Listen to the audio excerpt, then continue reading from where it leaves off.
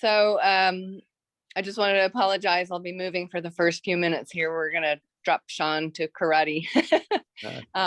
But I just wanted to say thank you for everything that I learned last week. And I have been applying that as I have been going through my very busy week. As you know, I'm a mom and I'm a full-time employee at the college. So I have been employing the RAIN technique, and that has been very, very helpful to me. So thank you for reminding me of how helpful that is. Okay, well, that's great. You do have a busy life for sure. I know that. Would like to join or say something? Avril? I can go. Okay. So, yes, after we'd finished our session last week, I was thinking about the using RAIN and how great it is to be able to bring our issues, problems, thoughts, emotions into consciousness instead of pushing them away, trying to just change a mindset. So it was being able to embrace them.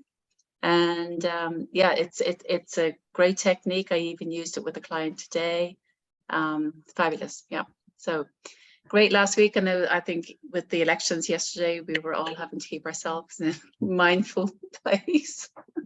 Anyway, just throwing that out there. Thank you. Nice. Thanks, Avril. Hey, welcome, Johnny. We're just going through maybe high points in Brooke introduced herself. She's going to join us today. Let's see, who'd like to go next? I can go. All right, Darren. So I was thinking about yesterday, that I'd be seeing everybody once again. Just that interesting situation. I was out in this beautiful spot in the woods, having a nice hike, doing some meditation. I just kept getting interrupted by that planning part of my brain. It just wanted to plan something that's not going to happen for the next 2 months.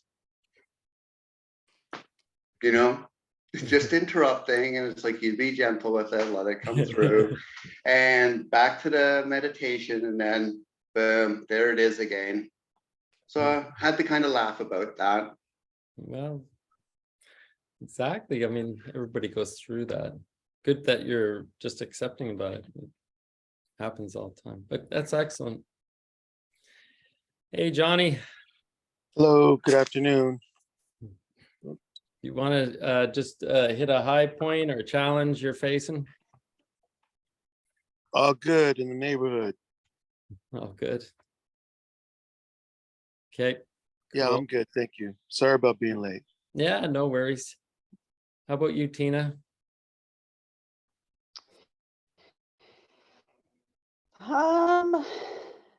I just have the last week I have been paying a lot more attention to the emotions that I've been experiencing, thinking back to not last week, but one of your previous sessions where I don't allow the emotions to come through the sliding glass door, and said they're hitting that curtain.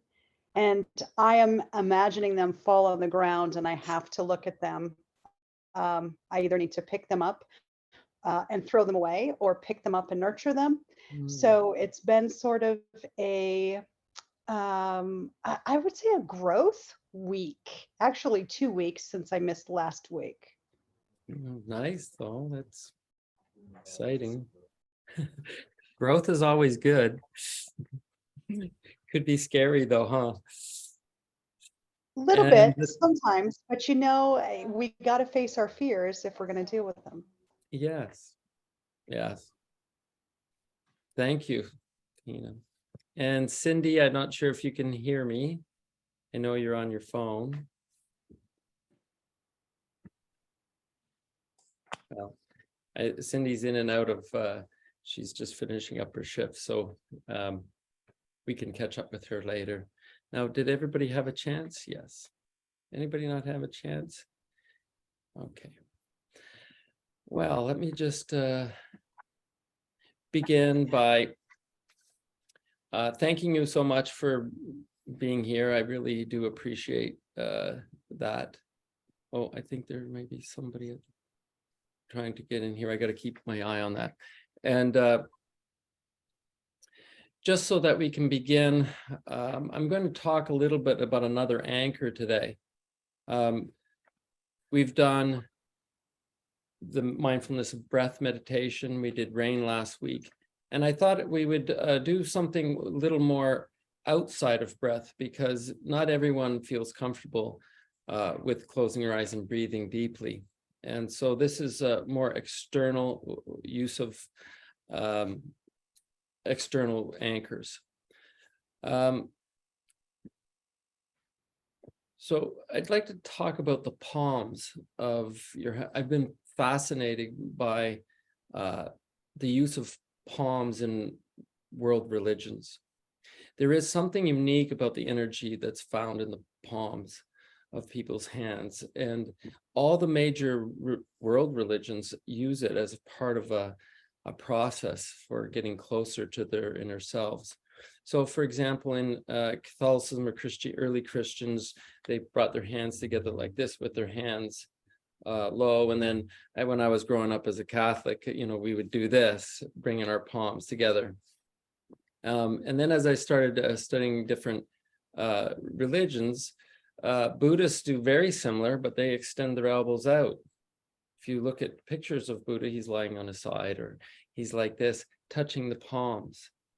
In Taoism, when they practice Tai Chi, it's all about the use of the palms and pushing and bringing in the energy from the Chi, bring it up, and they push it out, or they, I do practice Tai Chi, and it's about pushing and pulling in these energies that they call Chi.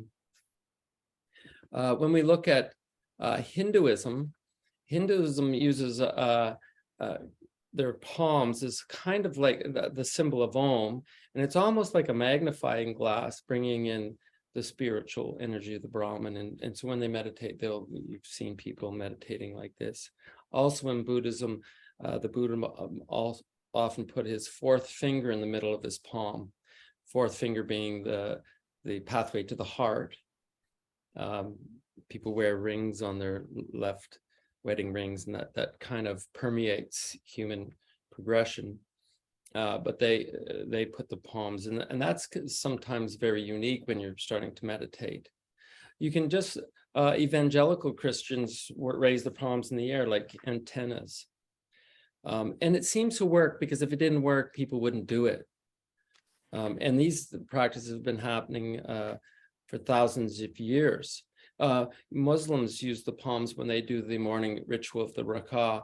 They bring their hands to their head and their ears and their mouth and their heart.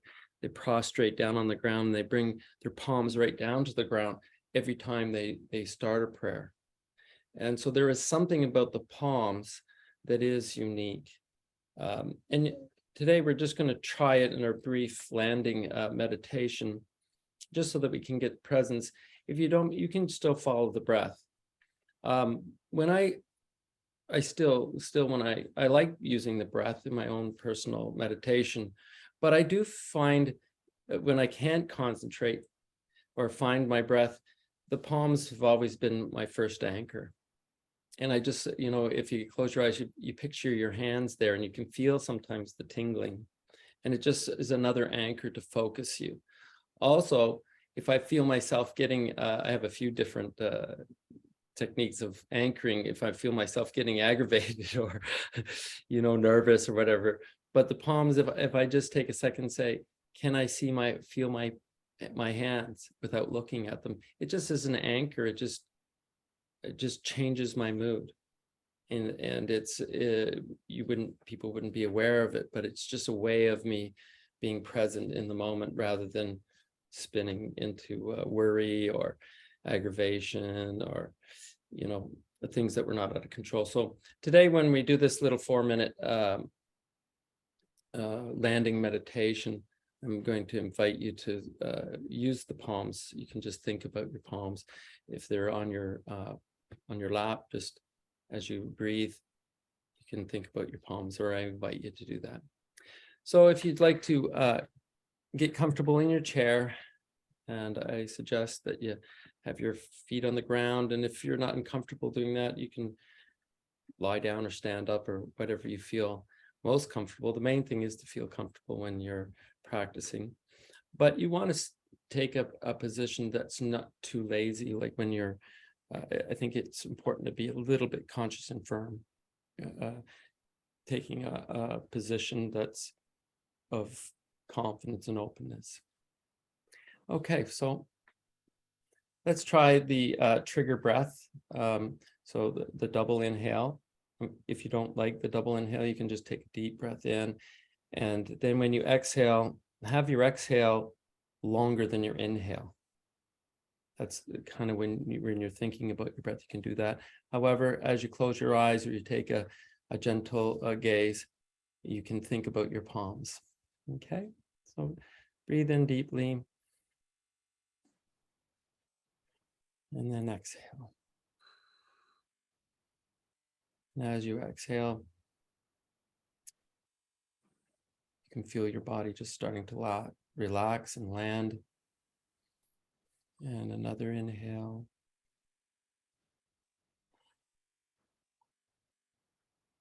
And gentle exhale.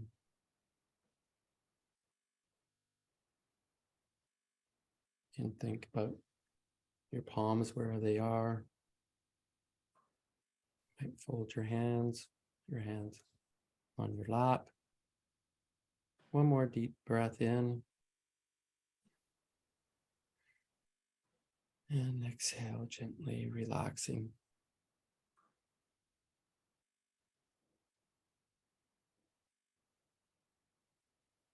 I invite you just to have a gentle breath, natural breath in and out.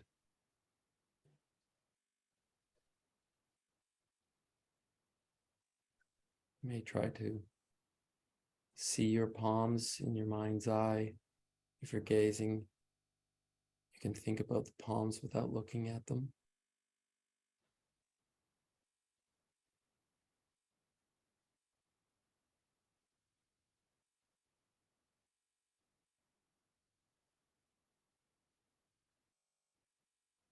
Think about what your hands might look like.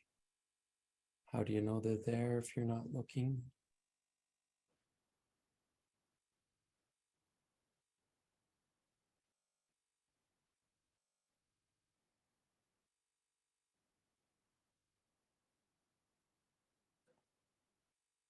And as you begin to relax and land, be here, be present. Letting go of the stresses of the day or the things you must do. With each breath, breathe in some energy, and then as you breathe out, feel your body starting to relax.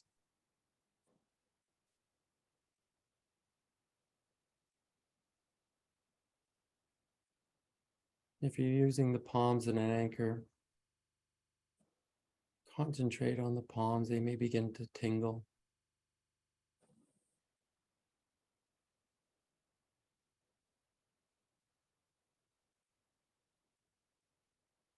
With each breath, you can start to relax. Find your mind wandering, just gently bring it back and focus on your hands or your breath.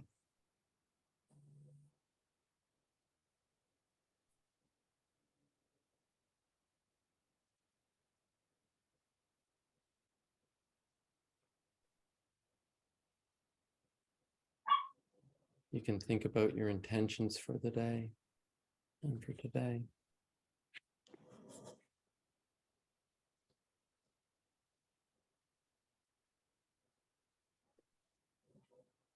And 2 more deep breaths as we arrive together. And when you're ready, you can open your eyes.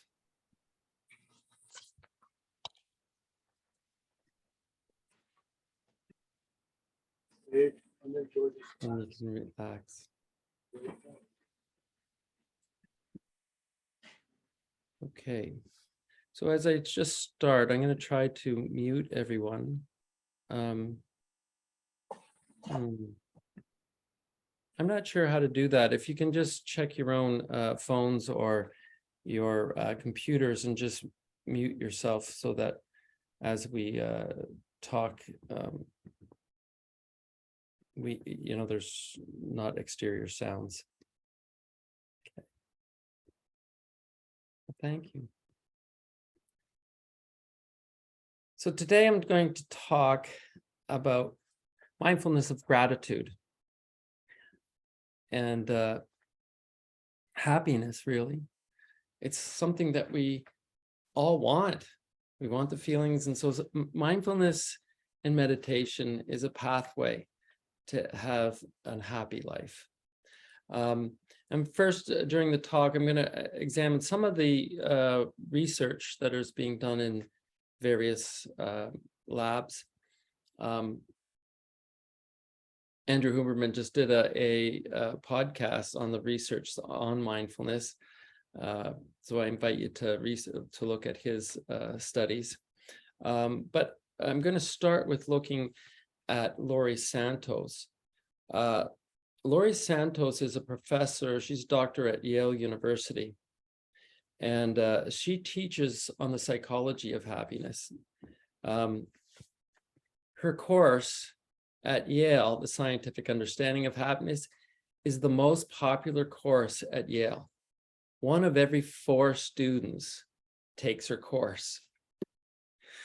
2 years ago, she decided to put it online, to offer people just to take the course online. She had 1 million registrations. Can you imagine? I feel blessed to have 6 people. She had 1 million people. There must be something that she's doing, or there must be people want it, especially young people. The university level, I know even my boys, they really, a little bit different than my generation or our generation. They want to have, I think, at least when I've talked to young people, they just not so much in the possessions as they want to have a good life. They want to be happy. And so I'm going to use some of Laurie Santos's work. So she's determined in her lab that there are 2 main questions or essence of happiness. And these are fascinating, and we'll try it as I talk. The first is, are you happy in your life? So she asks that, are you happy in your life? Versus the second question, which is, are you happy with your life? The 2 are vastly different. She gives the example of a new mother. And so the new mother has this baby that she's been looking forward to, and she's so excited, but then the pressure of having a baby takes place, and she's dealing with the baby crying. She's dealing with the lack of sleep, the dirty diapers, the constant worry and anxiety. And she longs for the private time to sit and have a cappuccino and at the cafe that she was used to doing. She is not happy in her life. However, she is very happy with her life. That's a big difference. And I think a lot of us have been there where we are having challenges. And so you ask, at this moment in my life, am I very happy? And you go, no, but you might be very happy with your life. And so that's a distinction that I think in her research is very important when we talk about happiness. We have this common experience of struggle, there are times when things are just not happy, that you have to go through these challenging times. But sometimes when people are asked the question, are you happy with your life? They often look at the energy or the time or the sacrifice or the pain of doing something that at the moment might be not seen as being happy, but Oh, sorry, somebody's trying to get in. Oh, okay, sorry. I'm trying to, I think they just left. I wasn't paying attention. My apologies. But when we ask ourselves that, yeah, there are times, like for example, my example of the boys running 17s, that was painful. They're not happy when they're doing it. They're always calling me names and swearing underneath their breath, but they were happy with it. And they look back at, and it was, yeah. And so sometimes we look back at painful experiences and we can say, you know, yeah, right now I'd rather be suntanning on the beach and relaxing and sipping on a Mai Tai, but I'd rather be at the gym or taking my kids to karate. And so those are questions we're going to think about. Are you happy in your life? And are you happy with your life? And Santos brings up the notion that we can do both. Part of wisdom, or part of living the good life, or a life of well-being, is trying to balance those. For an example, in my own life, when I was thinking of doing this in 1981, I came back from Up With People and I owed my dad and mom $7,000. And that was a lot of money in 81. And I had these big visions. I'm going to go to university. I want to do this and I want to do that. And, you know, my parents were hardworking people. They couldn't afford me to go to university. So my dad basically said, you better get to work, give me my money back, which was fair. And so I ended up going to the Arctic. And I worked in a mine up in Arctic Bay at the top of Baffin Island. And it was awful. Sorry. Yeah, they're just, they've just left. And so I think I was 19 or 20 years old. And in 81, I went up to the Arctic on this, to work in this place that I didn't know about. And suddenly I didn't see the sun again for 4 months. And it was awful, right? There was no, you know, I'd get letters from my friends. The next 3 years I worked up there. And it was just like, oh my goodness, this is, you know, painful, was not happy. And yet now I look back, and at that time I would say to, oh, my friends are at college, you know, they're dating girls and they're having the party life and all that kind of thing. And I wasn't happy. I thought I wasn't happy. But now looking back, I had an amazing time. It brings me great joy. You know, I can still feel the Christmas in the air and the cold, like 50 below zero, where you're so, or building igloos with Eskimos and going on hunting trips with them and exploring their culture. It was really an amazing part. Yet I didn't realize at the time that I was happy, but I was happy with my life. And I think that's part of understanding happiness, because we've all had those moments where we're maybe not so happy at the moment, but maybe we're doing something that we will be happy with our lives. Maybe I thought for a little exercise, you can close your eyes or take it and try to find a time in your life that maybe you weren't so happy, but you're happy with your life for doing it. And just take a second just to pause. Breathe in deeply and try to find that time in your life where you didn't feel like you were happy, but you're happy with your life.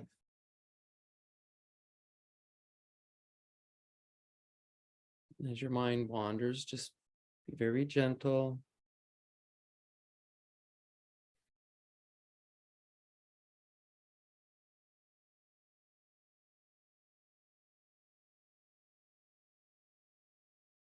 And you can recognize that was a hard time in my life, or it was a struggle, or it might have been joyful. And then you acknowledge, yeah, bringing up a baby's not easy, or whatever you struggled with. And you investigate. Why was I not? Why didn't I realize I was so happy? Or what is it that can turn that into a happy? And then just briefly nurture, say, you know, I struggled through it. And I'm proud of myself. And you can give yourself a pat in the back or a hug.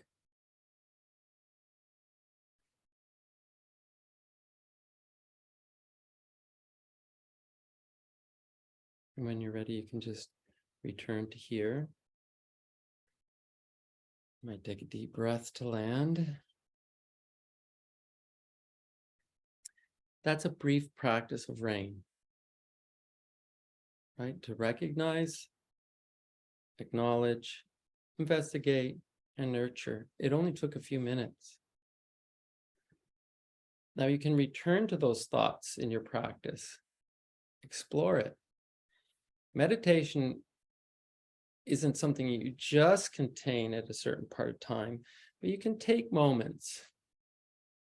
It could be, I love doing yoga in the mornings, and when I can recognize, you know, I haven't seen that tree, or I haven't seen that dandelion, or I could have passed that. One of the things that Santos does recognize is some of the things that cause somebody to be happy with their life is some of the things that we've been taught through the ages. Virtue, courage, right? Tenacity, resilience, kindness, forgiveness, right? Maybe it's something like sticking up for yourself. These are all fundamental experiences that can change how you frame certain experiences. Now, framing is important. I'm not going to go into too much of framing today, but framing experiences is a whole, you know, these are, I'm giving you little pieces of different parts of, and then we could go into a 6 week session on how to frame experiences, which is wonderful. Now, so that's being happy with your life, putting in a frame of, yeah, you know, may have been tough, might have been happy, but I persevered, or whatever, however you want to frame it. Now I'd like to talk about how do you be happy in your life? Because as we talk about happiness, you know, I'm focusing on Santos' research, but I think she's at the top of her game, you know. And when she talks about, well, how do you become happy in your life on a daily, what you're doing? So I'm going to turn to some of the Stoic philosophers, mainly Seneca. And the Stoics had this idea of being happy in your life. So they prepared themselves for unhappiness or stress or obstacles. And then in that action, they really appreciated their daily life. You know, in my own life, I love Stoicism. There are times where I will sleep on the ground for, you know, a number of days, or go out and camp, and go out and try to cook without stove and do these things. And then if you sleep on the ground without your bed for a few nights, even if it's just right beside your bed, when you do get into the bed, it feels so good. If you've gone camping for a few nights and feel the cold, and you know you're struggling to start a fire, and then you go home and you flip the switch and you just go, oh, you know, I never recognize how great it is to turn on the furnace, or better still, turn on the water. You know, when you've been, I'm sure, you know, a number of you have camped, such a simple thing that we take granted as a warm shower suddenly feels so good when you haven't had a shower for 3 days and you're cold. And so the Stoics believed in this, and one of their, and try it, these are great wisdom teachings, but they talked about focusing on the last the last time. And I talked about the last time in previous session, but I think it's so powerful for everyday life, because there will be a last time for everything. We don't think about it because we're scared of last times, you know, but there are going to be a lot of last times. We've already experienced so many. I jotted down a few things. There'll be a last time you can take a walk, or there's going to be a last time you can tie your shoe. You know, like my parents are old, and my dad says, you know, I got to get shoes that don't have laces.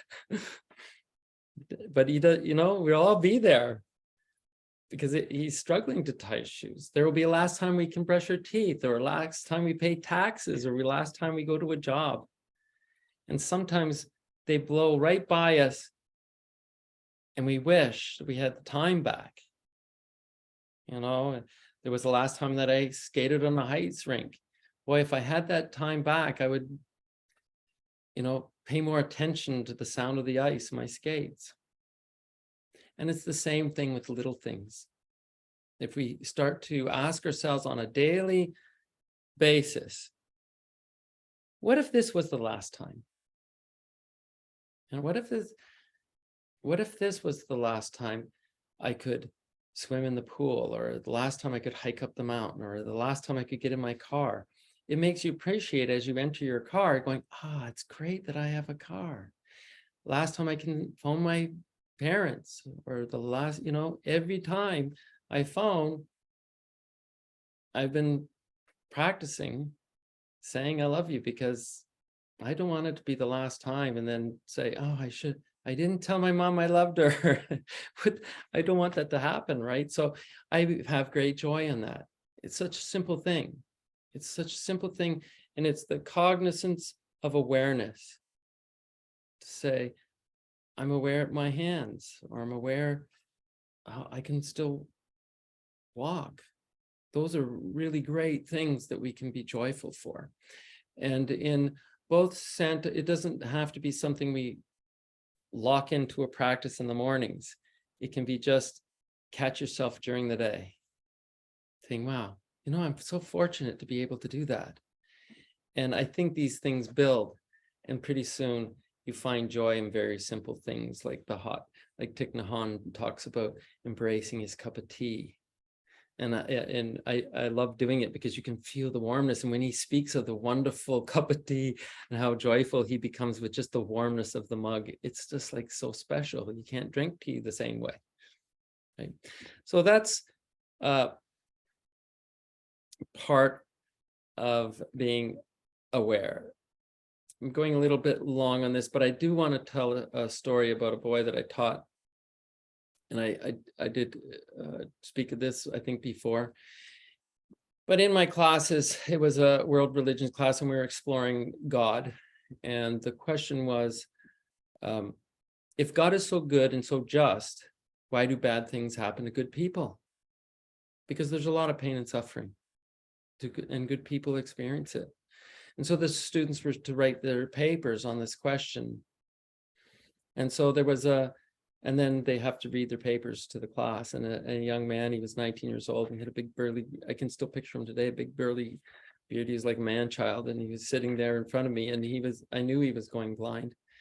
He had a degenerative disease in his eyes, and I had to blow up the pieces of paper, so he put his eye right down to the paper. And so he read his paper, and it was pretty, you know, blasé. It was basically, yeah, God is wonderful, and God is loving, and God is good. And so I started challenging him. And I was poking, I was going, come on, be real. You're going blind. You're going to be blind by you're 20 years old. And how is that fair? How is God good? And he started getting aggravated with that. And when I pressed him a little bit more, he pointed his finger at me and said, you've never looked at a flower like I've looked at a flower. I examined that flower, as I know that I'll never see that flower again soon. And it was powerful because I hadn't looked at a flower. And then I started crying. And then the whole class started crying. And it was the emotions of almost joy and shame at the same time. I hadn't looked at a flower. And that is a symbol of so much in life. In our own struggles, we can overlook those joyful moments that are right in front of us, but we're so busy being annoyed or aggravated or sad that we don't realize that there's going to be a last time for everything, and we should take time to just be aware of the last time.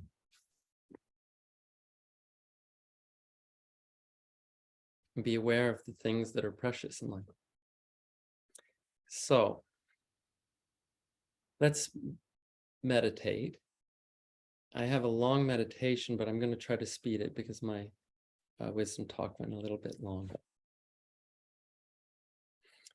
So we'll try to do about 15 minutes, and then we'll have 5 minutes or so at the end to have your questions or answers or just your comments. Okay, so just invite you to get comfortable. Maybe take a comfortable position, maybe a little bit dignified. And take a deep breath in. Invite you to close your eyes or take a gentle gaze. Again, another deep breath.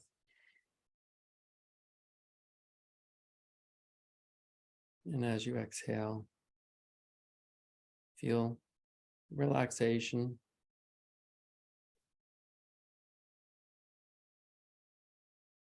One more deep breath. And as you exhale gently, find yourself landing and emptying out some of the disturbing thoughts or aggravations. We're going to do a body scan. And so we'll start at your feet. As you gently relax and gently breathe, just a natural breath now. Just focus on your feet, how they're sitting on the ground. You might wiggle your toes. Feel the insteps. Try to picture your heels on the ground.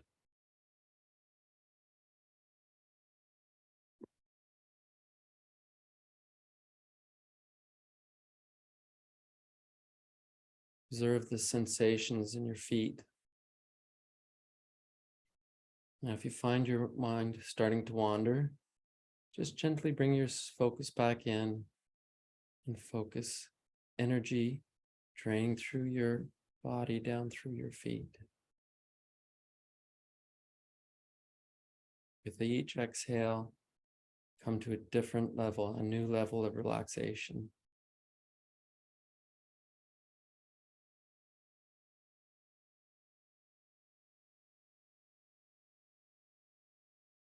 As you wiggle your toes, and as the energy melts into the ground, you might want to be grateful for your feet, how they transport you, how they have worked.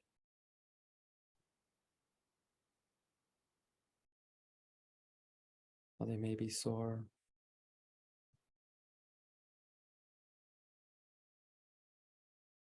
Just notice your feet.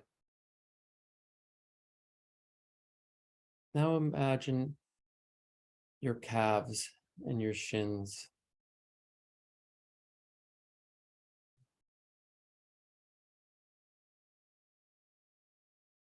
Try to feel your knees. With each exhale, feel energy flowing down through your body, through your legs, over your knees, down through your calves, and out into your feet, into the ground.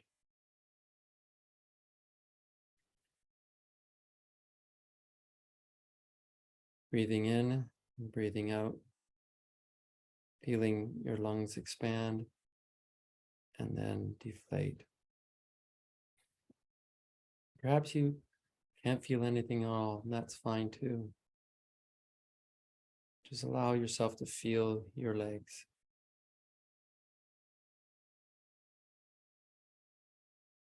And when you're ready, allow that to dissolve, that energy just to dissolve in your mind's eye. Move your attention up to your thighs and to your seat. Observe the sensation of sitting in your chair or standing. Just observe your hips, your midsection,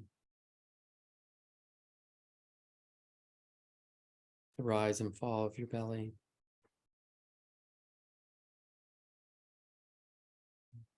And with each inhale, breathe in energy and exhale, relaxing as the breath goes out. With each breath, try to follow your breath down through your body, through your abdomen, over the hips, down through your legs, and almost visualize tension draining out into the ground.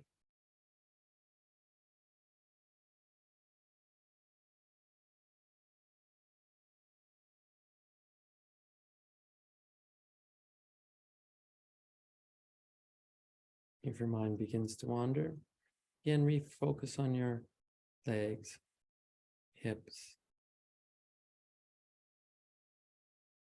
You may have a feeling of gratitude of where they've traveled, where they've brought you to.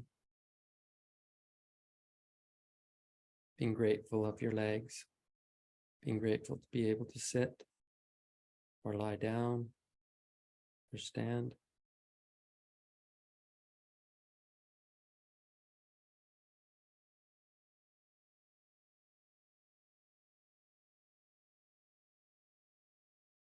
And now begin to focus on your upper torso and your shoulders and through your arms. Feel tension flowing through your shoulders, your arms, out of through your hands. Maybe you can feel your palms tingling. With each breath, let go.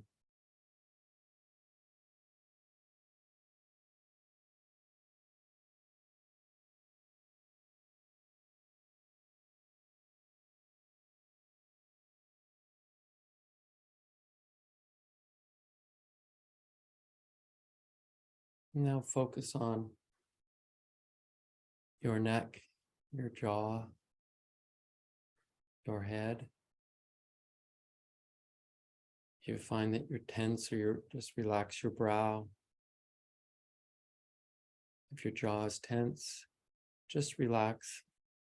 Let the energy flow down through your neck and shoulders, out over your legs, knees, calves, and ankles. Let that drain into the ground. You might have feelings of gratitude to being able to hear music with your ears, to be able to communicate with your voice. You may be grateful for your eyes to see the beauty of creation, works of art, to see the people you love. If your mind begins to wander, just concentrate, or not maybe concentrate, but just bring it back to feelings of your face, your neck, your shoulders.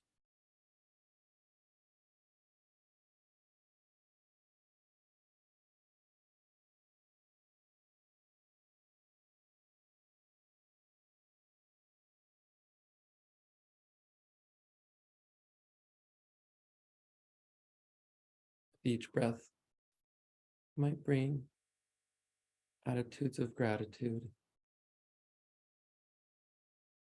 for this body that you've lived in.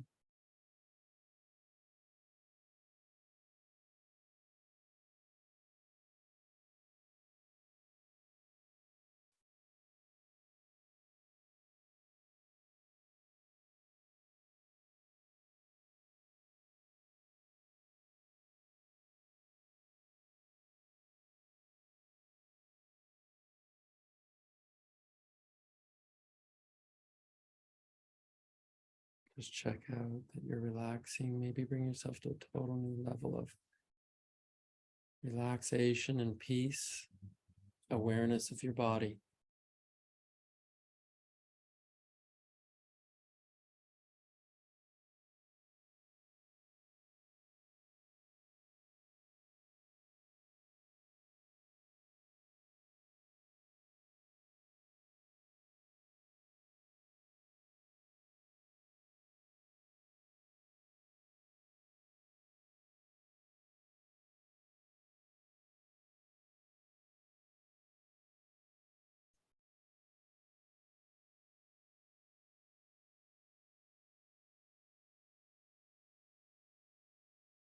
In these last moments of the meditation, I'll invite you to put your palms on your heart. Don't need to, but if you'd like to. And feel the energy of your palms, bringing energy of joy into your heart.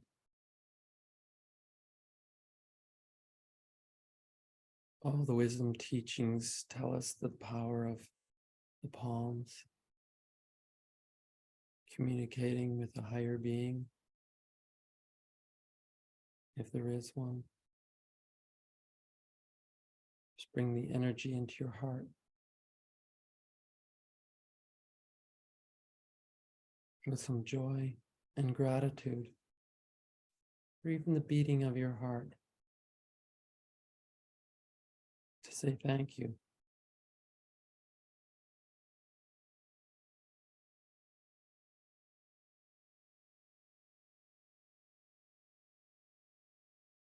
And as we end, I invite you to take 3 deep breaths in. And with the exhale, feel joy, the happiness from within, with gratitude.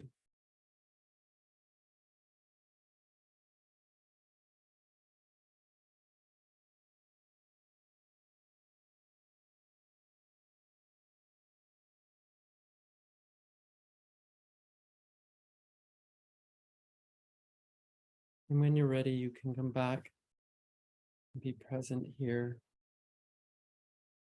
and now. And you might want to stretch.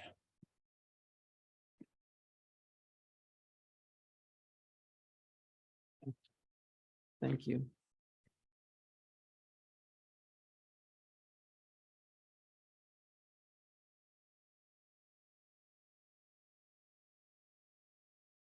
Okay. How did that feel?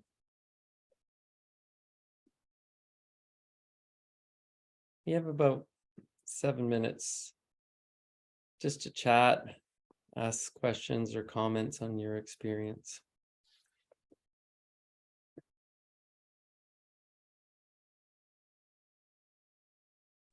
I found it very relaxing. I feel so much better than I did when I very first started because I came out of kind of a stressful situation into the class. So I can tell you this was very, very beneficial for me. Thank you so much. Oh, that's wonderful. It's nice to be able to, we have talked in the past about a sanctuary of peace, place that you, a space where you can get to where you just can escape solitude. Well, that's wonderful that you found that peace. Thank you for coming, Brooke. It's nice to meet you. Other comments or questions? I've got one. I really enjoyed where you started off talking about the palms and then you finished on the very note of using your palms on your heart. that was very profound for me. And I have to say that Brooke's red wall behind her is just very, very energizing and very happy for me as we were talking through a lot of the happiness. So there's a lot of, like, we talk about external anchors, and that is just amazing when we can put ourselves into something, just something visually can actually bring us happiness or bring us joy or whatever. So I couldn't help but know what was behind Brooke there was having an impact on me. So. Nice. Yes, that is wonderful. Yeah, the poems are really fascinating. The more you experiment, the more you see, yeah, there's something different. You know, it's really, it's an interesting concept. Especially Tai Chi. If you've tried Tai Chi, the whole idea of the energy from within is quite fascinating. Other comments or questions? George, I often feel like I'm in on a big secret when I come to these sessions, because for me, it feels almost magically empowering, but at the same time, it's calming and relaxing. So I feel like I have a secret. I know how to do this thing that helps to calm me. So thank you. Oh, that's very kind. And it's great. You know, these are just all ancient teachings. I'm just repeating what other people said. But it is a time where people are becoming more in tune with it, right? I think the young people too are even becoming more and more open to being happy, not so much pressure. And so it is quite intriguing, especially when you see professors at Yale and Stanford and all these. I'm not sure if I spoke about this before, but there's a lot of companies that are paying people. Like in Google, you get an extra $5,000 if you clock in so many hours of meditation time. And so these companies are really promoting meditation practices. Same with Apple. A lot of the companies that are with younger generations are focusing on how to be content or well-being. They're focusing on their well-being, which I'm sure there's a capitalistic, I mean, there's a reason, because you can focus, you're going to be more productive if you're happier. It's some of the companies that don't give people any time, they're just shooting themselves because it's better if your employees are happy and they're not distracted by so many things, you know, which everybody is. So it's a wonderful time. I think it's really great how people are opening to meditation and mindfulness and practicing. If more world leaders took a moment to meditate, we could solve a lot of problems, I think. Anyway, thank you so much, everybody, for coming. Did anybody have something that they're wanting to? I heard some people comment, I was just ready to raise my hand. Me. Okay. Sorry, Okay. I'm so dark here in the car. I'm trying to like find a way to make my background That's okay. visible. But yes, I agree. Brooke's background is beautiful. And it is always nice to see that. I did want to mention, as the rain has started to pour here again, it just reminded me of the change in the weather and how, you know, you being happy in your life. You know, sometimes we might use the weather as an excuse for, oh, you know, it's awful, life is miserable, it's raining, it's cold. But then you come home and, you know, you can put on warm clothes and, you know, you can settle in and turn the heat on, and then it's great again. And then realizing how great your home is, because, you know, it is a place of refuge. And you know, sometimes we take a lot of things for granted. So that was just a good reminder. And today just really reminded me of that, you know, Life is good. We're lucky. Yeah, for sure. Even doing this, isn't this magical? I Yeah. remember going to Disney World and seeing, oh, in the future, you know, and now that would never happen. How could you talk to somebody in a different place in the world and see their face? I mean, it was just so we're getting to know each other, and we're in different total places. Maybe it's the future. Well, thank you so much, all of you, and have a wonderful week, and take care. And next week I'll be back in Canada, so I'll be able to touch base with you all. I'll be visiting with Darren. Well, have a wonderful night, everybody, and practice. Take care during the week. Nice Bye. to see everybody. Bye. Bye. Bye.